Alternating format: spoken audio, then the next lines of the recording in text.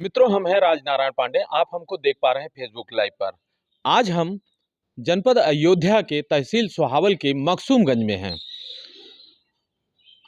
आज हम इस विषय पर आपसे बात करने के लिए आए हैं कि कम से कम आप अपने स्वास्थ्य के प्रति जागरूक हों। चीनी युक्त मिठाइयाँ खाने की वजह से तमाम लोगों को शुगर जैसी, डायबिटीज जैसी बीमारियां घर कर ले रही हैं।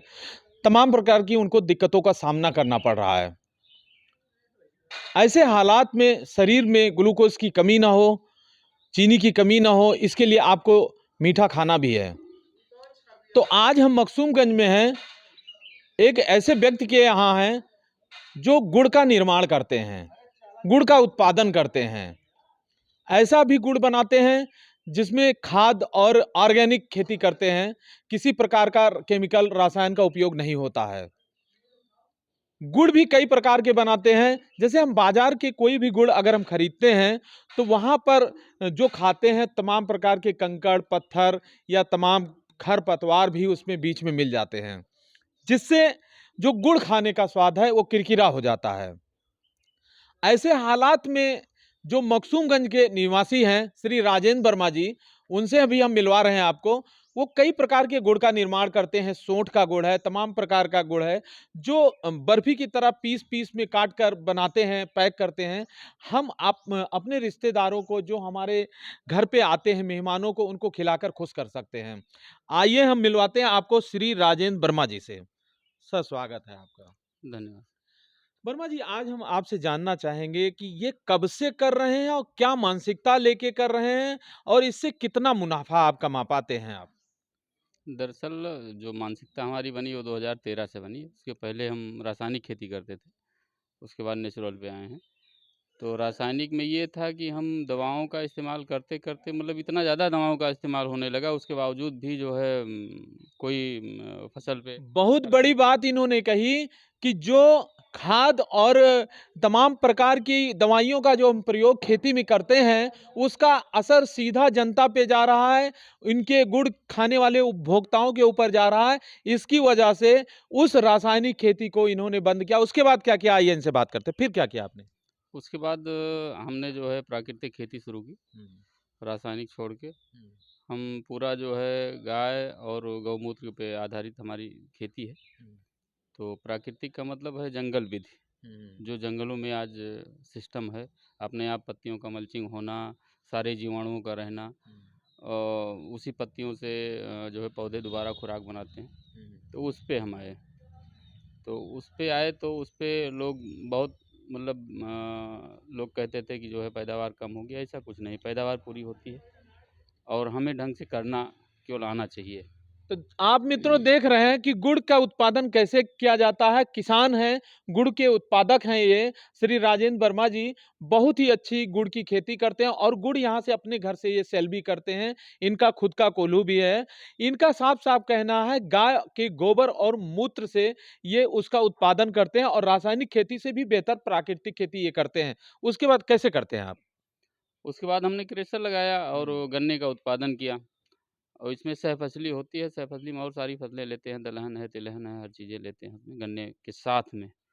और गन्ने का हमने पूरा सेटअप लगाया, सेटअप लगा के और उसके बाद छोटी पीस में, साँचे में ढलाई की जाती है, तो छोटी पीस खाने योग्य जो आसानी से आदमी तोड़ के खा सके, उस आकार में लेके आए हम। जो किसान गन्ने की फसल पैदा कर रहे हैं, अगर वो जानकारी उनको नहीं है कि वो उसके साथ में एक खेती कौन-सी कर सकते हैं, तो श्री राजेंद्र वर्मा जी से वो आकर इनसे मुलाकात कर सकते हैं और इसकी विधि जान सकते हैं कि उसके साथ एक फसल और कैसे तैयार की जाती है।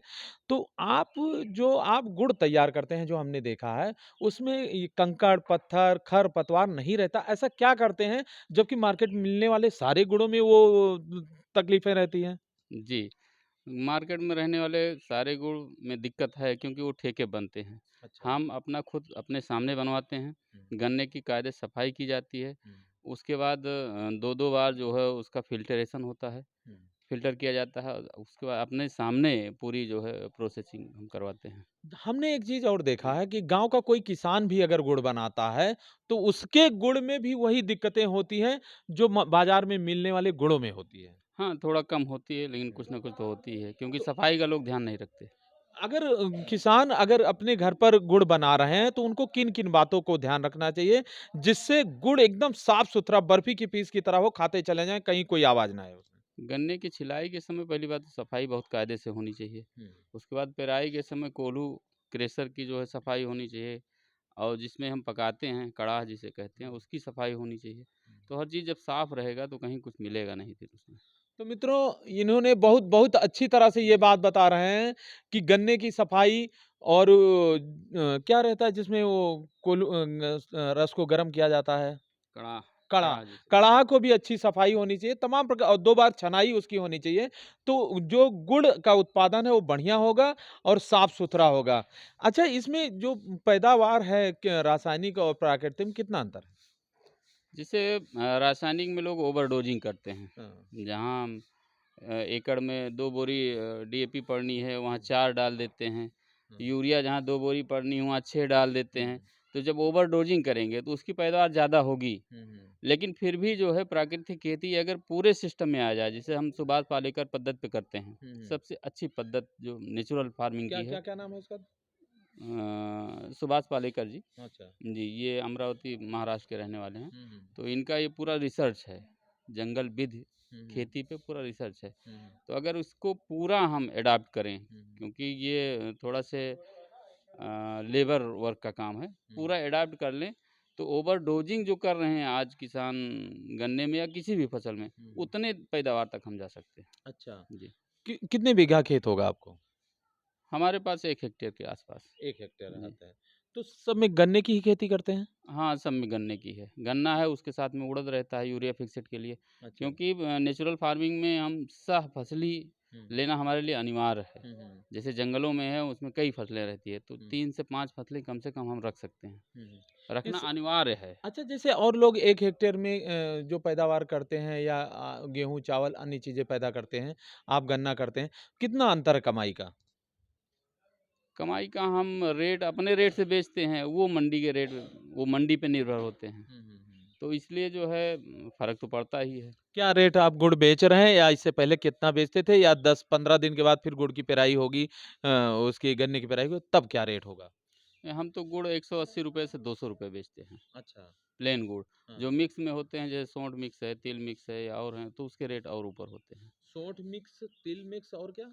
और ये आपका जो है सोंठ, तिल, हल्दी, हाँ। कई प्रकार के बनाते अच्छा, हैं। हल्दी का भी जी, रेट? जी। अच्छा। जी। प्लेन 180 और ये सब कितने के रहते हैं? ये फिर 200 के ऊपर चले जाते हैं। तो मित्रों, राजेंद्र वर्मा जी थे, इनका साफ-साफ कहना था जो गुड़ ये बेचते हैं ₹180 किलो बेचते हैं, लेकिन हाई क्वालिटी का गुड़ रहता है, उसमें किसी प्रकार की शिकायत नहीं रहती। उसके बाद ये जो सोंठ रहती है, हल्दी रहती है, उसके बाद तिल रहता है, उस अलग-अलग स्वाद के गुड़ को भी बेचते हैं, 200 के ऊपर का कुछ रेट रहता है, 220-40 इस तरह से रहता है। और एक बार हम चाहते हैं किसानों को आप कुछ बताएँ कि किस तरह की खेती करें वो?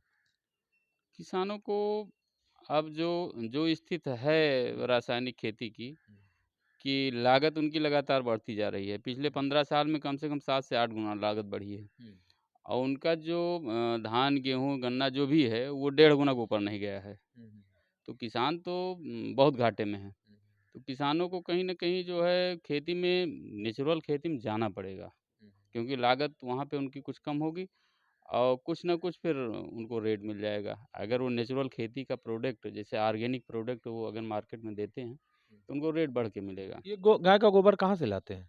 हमारे पास गाय है, देसी गाय। कितनी गाय है? अब इस समय तो हमारे पास 2 हैं केवल। 2 है। जी, तो 1 हेक्टेयर के लिए पूरा पड़ जाता है? 2 गाय तो 20 एकड़ के लिए काफ़ी है। अच्छा, हुँ। तो इनके मूत्र का उपयोग कैसे करते हैं? जीवामृत बनता है, जिससे लिक्विड हुँ, हुँ, जीवाणु का एक भंडार होता है, जीवामृत जिसे कहते हैं, खाद नहीं कह सकते। हुँ, हुँ, धन जीवामृत बनता है हुँ, और इसके लिए शोधन के लिए जो है हुँ, बीजामृत बनता है। हुँ, हुँ, तो इसी पे आधारित सारी खेती है अच्छा। और उसके बाद मल्चिंग, हुँ, हुँ, कई चीज़ें हैं इसमें। हुँ, मेन मल्चिंग है, बेड पे होनी चाहिए सारी हुँ, फसल हुँ, और उसके बाद जीवामृत, धन जीवामृत और बीजामृत, अच्छा। ये इसका मेन जो है वो है। तो कुल मिला के आपका ये जो श्रम है, ये सफल हो जाता है आपका। पूरी मतलब आप हमें इस समय जो है गन्ने की फसल हमारी आप देख सकते हैं रासायनिक बगल में है, हमारा नेचुरल है, दोनों के कलर में फ़र्क आपको मिलेगा। कितने दिन के बाद पेराई फिर से शुरू हो जाएगी? 1 हफ्ते के अंदर। 1 हफ्ते के अंदर। जी, ये जो गुड़ आपका है, ये किस स्वाद में है? ये प्लेन है इस ये समय। प्लेन है। हाँ, मित्रों, ये देखिए ये वही गुड़ है, बाकायदे बर्फ़ी की पीस जिस तरह से आप बर्फ़ी दुकान पे लेते हैं, उसी तरह से एक कट में है और इस तरह की अगर आपको हमारा आह्वान है आप लोगों से, अगर इस तरह के गुड़ का आप स्वाद लेना चाहते हैं या अपने मेहमानों, रिश्तेदारों को खुश करना चाहते हैं, कहीं न कहीं आज का युग पहले के युग में परिवर्तित होता जा रहा है। अगर इस गुड़ का आप सेवन करना चाहते हैं, तो सुहावल और फैज़ाबाद राष्ट्रीय राजमार्ग पर मकसूमगंज चौराहा है, क्या नाम है गाँव का? मकसूमगंज में। मकसूमगंज ही गाँव का भी नाम है, राजेंद्र वर्मा जी इनका नाम है। आप इनके पास आकर ये गुड़ ₹180 किलो, जी, ₹180 किलो इस गुड़ की खरीदारी कर सकते हैं। हमने इस खबर को इसलिए दिखाया कि आप लोग कम से कम अपने स्वास्थ्य के प्रति जागरूक हों और जो गुड़ खाने का आप लोग चबैना आदि के साथ मन करता है, एक अच्छा और स्वस्थ गुड़ खाएँ। बहुत-बहुत धन्यवाद।